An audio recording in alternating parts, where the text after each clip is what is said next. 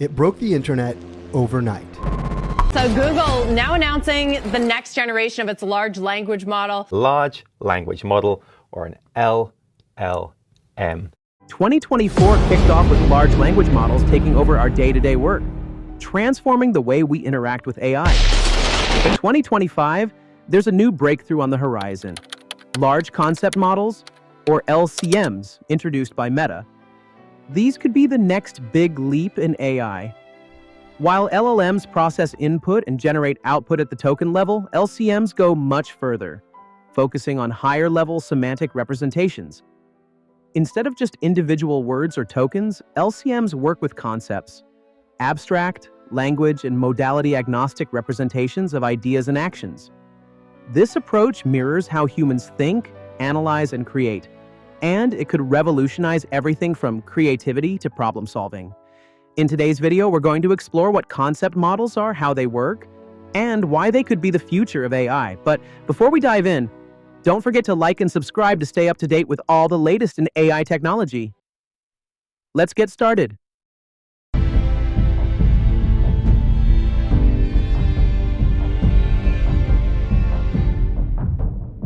Today, there are countless LLMs available. What's striking, however, is that all these models share a common underlying architecture, a transformer-based, decoder-only language model, which is pre-trained to predict the next token based on a long context of preceding tokens. Despite the undeniable success of these models and the continuous advancements in their capabilities, they still lack a crucial element of human intelligence: explicit reasoning and planning across multiple levels of abstraction. Unlike LLMs, the human brain doesn't operate solely at the word or token level. We typically solve complex problems or compose long documents using a top-down approach. First, we plan the overall structure at a high level, and then progressively add details at lower levels of abstraction. While one could argue that LLMs implicitly learn hierarchical representations, we believe that models with an explicit hierarchical architecture are better equipped to produce coherent, long-form outputs. In layman terms, when giving a 15-minute talk, researchers typically don't script every word. Instead, they outline higher-level ideas they want to convey. If the talk is repeated or translated into another language, the exact wording may change, but the core structure and ideas remain the same. In the LCM paper, Meta introduced a novel approach that shifts away from token-level processing and towards hierarchical reasoning within an abstract embedding space. At the core of this approach is Sonar sentence-level multimodal and language-agnostic representations, which forms the foundation for the entire concept. We'll dive deeper into Sonar shortly, but first, LCMs work. The figure on the left illustrates reasoning within an embedding space using the example of a summarization task. This is represented as a function operating on the embedding space, mapping 5 concept representations into 2. The figure on the right summarizes the overall architecture and processing flow. The input is first segmented into sentences, with each sentence encoded by Sonar to produce a sequence of concepts, sentence embeddings. This sequence is then processed by the LCM, which generates a new sequence of concepts at the output. These concepts are subsequently decoded back into a sequence of subwords by Sonar. Notably, the encoder and decoder are fixed and remain unchanged throughout.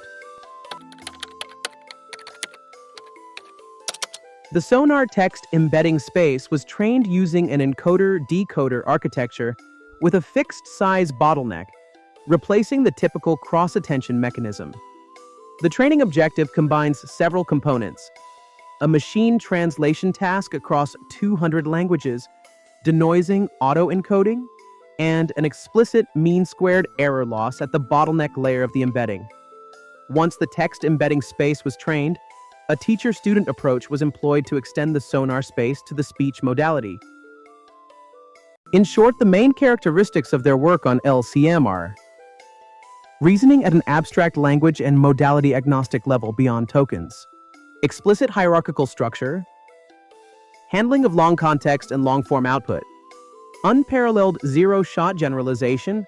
That means independent of the language or modality the LCM is pre-trained and fine-tuned on, It can be applied to any language and modality supported by the Sonar encoders. And the last, modularity and extensibility. New languages or modalities can be easily added for an existing system. To train and evaluate the LCM, we need to convert raw text datasets into a sequence of Sonar embeddings. Texts often contain noise, such as errors or irregular formatting, which can make sentence segmentation difficult. Robust automatic segmentation techniques are needed to address this. Some sentences, especially in scientific texts, may be too long or complex, negatively affecting the quality of Sonar embeddings. To address, they applied two segmentation technique, space-size segmenter and segment any text. For this analysis, they sampled 10,000 documents with 500,000 sentences. The documents are processed with each segmenter. The sentences are encoded, then decoded, and the auto-BLEU score is calculated.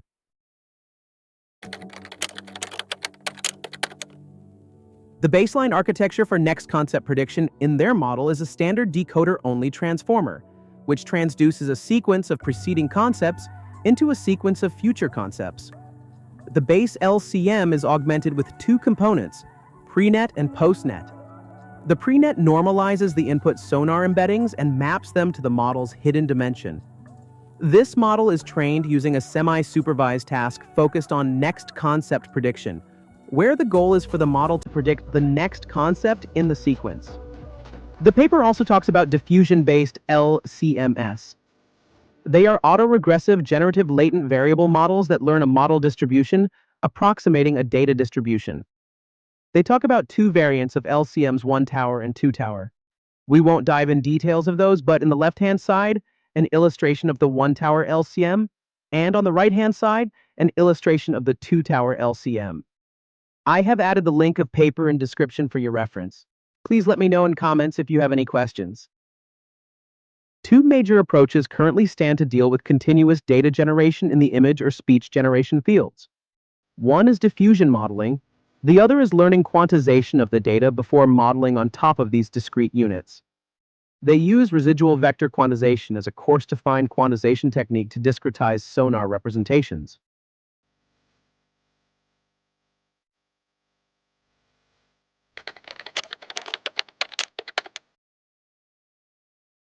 Some other metrics they used were L, 2 distance, Euclidean distance in the SONAR space, paraphrasing, the maximum cosine similarity, contrastive accuracy, the ratio of embeddings in a batch that are further away. All these measure diff between the predicted embedding and the ground truth continuation. The LCM model is a huge leap towards making AI more human-like, enabling systems to reason and plan at a higher level of abstraction, just like we do. If you found this video insightful, don't forget to hit that like button and subscribe for more updates on the latest AI breakthroughs. Thanks for watching, and I'll see you in the next one.